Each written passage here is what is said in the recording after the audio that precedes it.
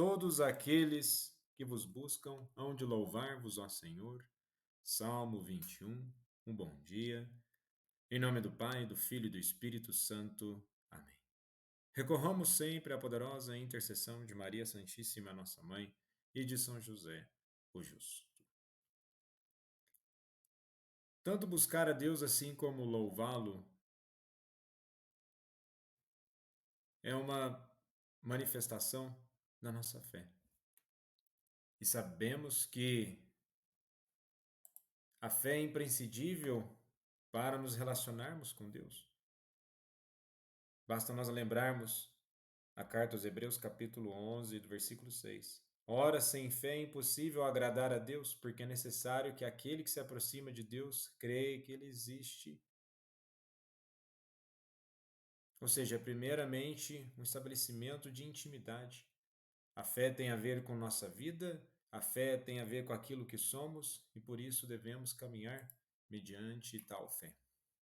E nesse sentido, na primeira leitura de hoje, na carta aos Hebreus, capítulo 12, dos versículos 1 ao 4, traz a dimensão acerca da perseverança na fé. Se na leitura de ontem nós tivemos a leitura onde aponta para os heróis da fé, pessoas que tiveram dificuldades, aqui continua nessa mesma dinâmica, demonstrando que a perseverança na caminhada é contínua.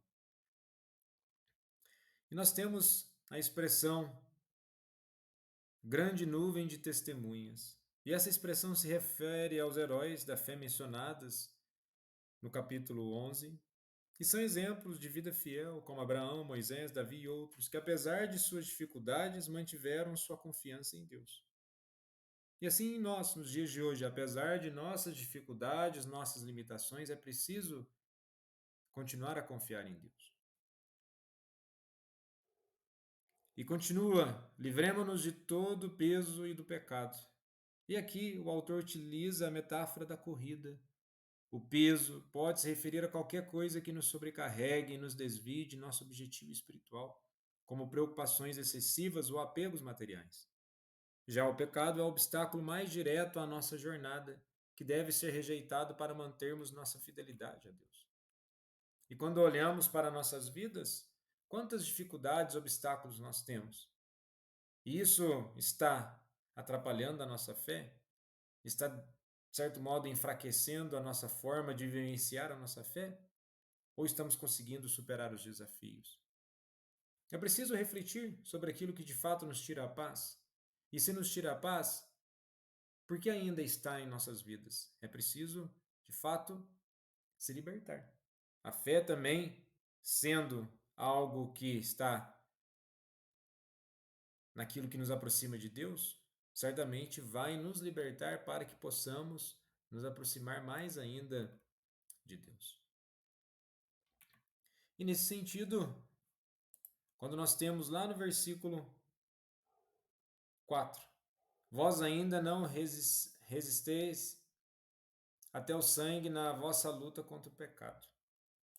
Ou seja, o autor lembra que, embora possam estar enfrentando dificuldades e perseguições, ainda não chegaram ao ponto de sofrer até a morte por causa do pecado, como Jesus fez. Muitas vezes nós temos um sofrimento profundo, uma angústia que vai dilacerando o nosso íntimo, mas ainda não podemos perder a esperança. Por mais fácil que isso pareça ser dito, é preciso permanecer em tal confiança. A nossa vida, ela passa por momentos de dificuldade, passa por momentos de desafios, mas nós devemos permanecer firmes. É preferível permanecer firme, destruído, dilacerado em Deus, do que nos afastar de Deus. É preciso, por mais que todas as nossas dificuldades, até mesmo com pecados, estarmos buscando constantemente a Deus, do que simplesmente nos afastar, achar que tudo está condenado. Não. É preciso o ato de fé de continuarmos nessa busca íntima com Deus.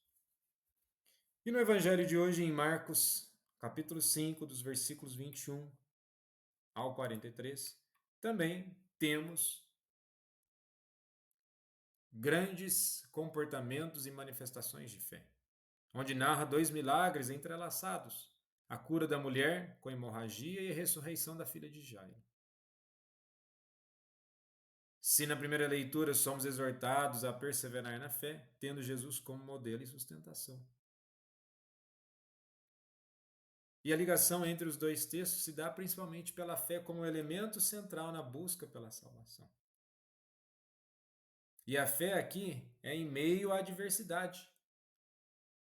Se nós pegarmos o pedido de Jairo, chefe da sinagoga, que pede a Jesus que cure sua filha, que está à beira da morte, enquanto Jesus o acompanha uma mulher que sofre de hemorragia há 12 anos, toca em seu manto com fé e é curada imediatamente.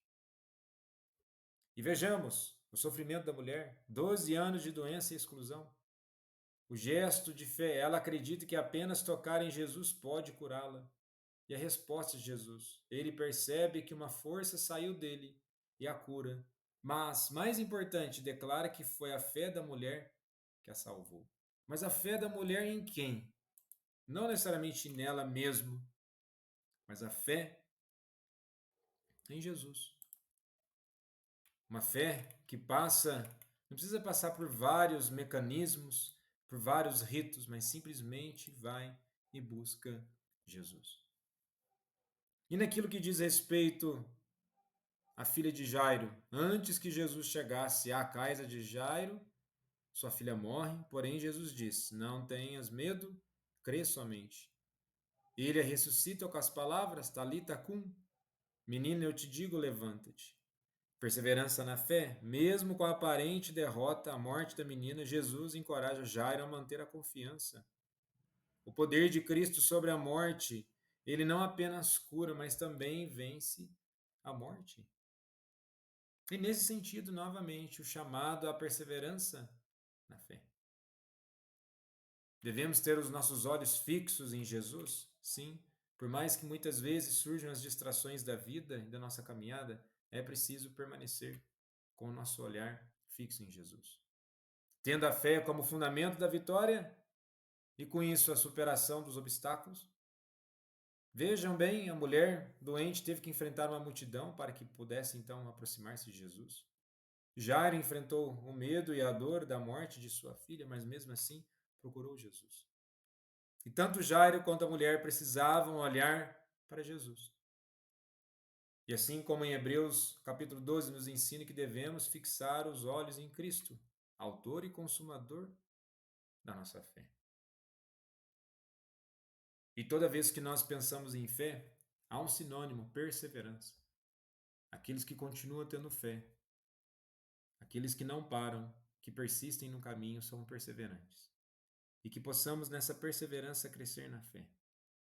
Ter fé não é que as coisas surjam de forma fácil, que se resolvam sem nenhum tipo de dificuldade, muito pelo contrário. É apesar de todas as dificuldades, para que consigamos nos fortalecer em Deus e a partir desse fortalecimento também nos tornar pessoas melhores. Jesus, manso e humilde de coração, fazendo nosso coração semelhante ao vosso.